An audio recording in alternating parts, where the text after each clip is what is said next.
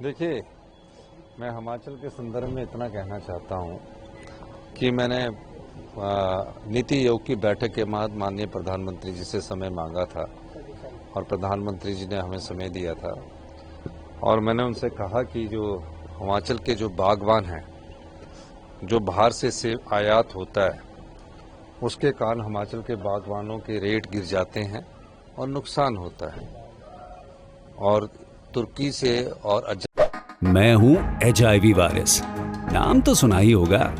मुझे वो लोग बिल्कुल अच्छे नहीं लगते जो मुझसे दूर रहने के लिए हर बार कॉन्डम का इस्तेमाल करते हैं। जब खून चढ़वाने की जरूरत पड़ती है तो मान्यता प्राप्त ब्लड बैंक में चले जाते हैं।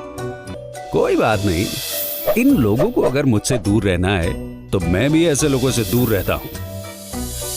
तो मैं हूं HIV वायरस। मेरे बारे में जानने के लिए 1097 पर कॉल करके सवाल किया गया। हिमाचल प्रदेश राज्य एड्स नियंत्रण समिति द्वारा जनहित में जारी।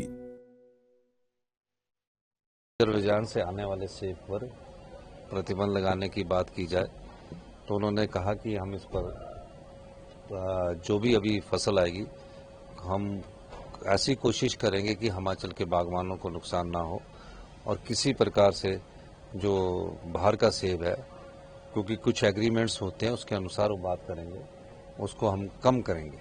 तो मेरा मानना है कि इस दिशा में हमारे को सफलता मिली है।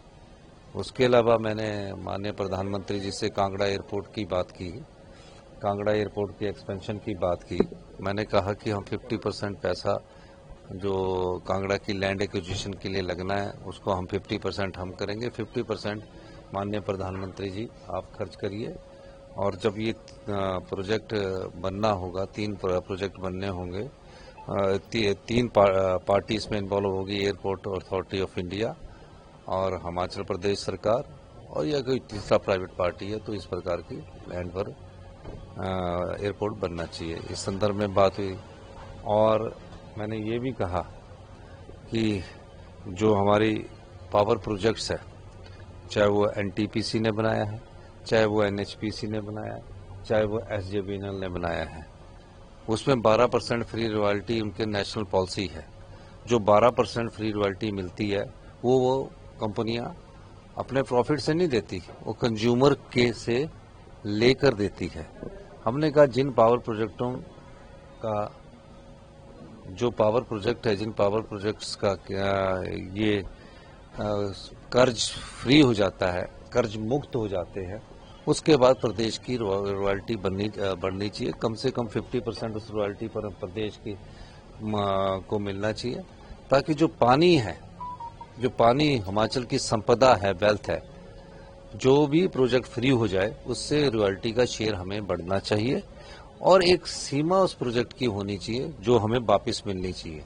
यानी कि 40 साल बाद वो स्टेट को वापस आना चाहिए और जब वो प्रोजेक्ट फ्री हो जाता तो उसके साथ 50% हमको रॉयल्टी मिलनी चाहिए। इस दिशा में मैंने प्रधानमंत्री जी से व्यक्तिगत तौर से मुलाकात भी की है और निश्चित तौर पर हमारी बातों को गौर किया जाएगा और आने वाले समय में हमने ये चाहेंगे कि इन चीज़ों पर वो गौर करें। तीसरा, जो हमारा फाइनेंशियल स्ट्रक्चर्स है और फाइनेंशियल स्ट्रक्चर्स में जिस प्रकार की डिसिप्लिन की बात है, और हमने कहा कि आप इस समय हमारी स्टेट रिफॉर्म से गुजर रही है, आप हमारी आर्थिक स्थिति ठीक नहीं है, आप कृपा करके हमें कुछ फाइनेंशियल असिस्टेंट भी दीजिए और निश्चित तौर पर हमने ये बातें उनके सामने रखी है। नीति आयोग में भी मैंने यही कहा था और उसमें RDG कम हुई है और हमें जो प्लानिंग कमीशन के पास हमने ये कहा कि जो हमारी फॉरेस्ट लैंड है वो 68% है और जो फॉरेस्ट कवर है 28% है।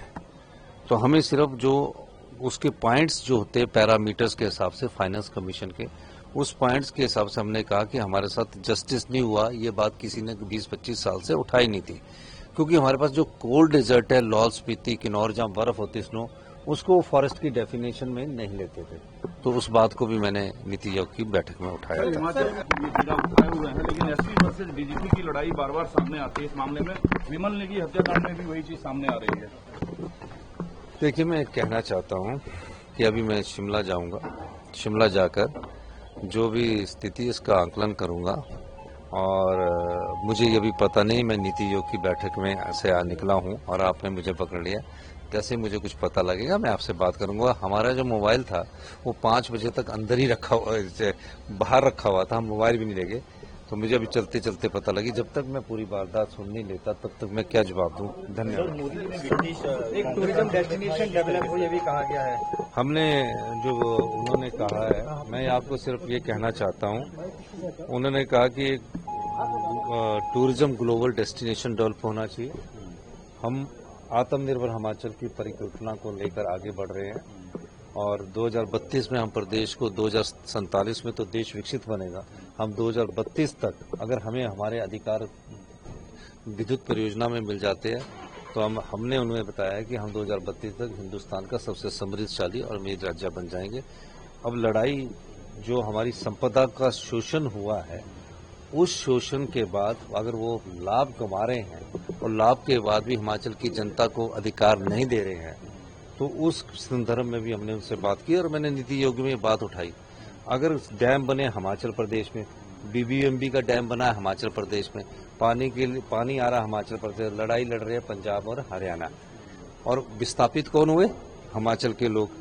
और आज तक पौंग डैम विस्थापित हो, भाखड़ा बांध विस्थापित हो, पूरा बिलासपुर शहर हमारा इस बीबीएमबी में डूब गया था। और जो हमें पट्टे मिले थे वो जैसलमेर में मिले थे, आज तक वो पट्टे नहीं मिले। तो 10 झेले हिमाचल की जनता। और जब देश पर कुर्बान करने की बात आए तो जनसंख्या के आधार पर ना जाकर भी पूरे देश में 4 परमवीर चक्र हिमाचल के लोगों ने इस देश की एकता और अखंडता के लिए बलिदान दिया। और जब हमारे अधिकारों की बात हो, छोटा प्रदेश होने के बाद, पार्लियामेंट आवाज कम होने के बाद हमारा ही शोषण हो, उस आवाज को हमने यहाँ उठाया। धन्यवाद।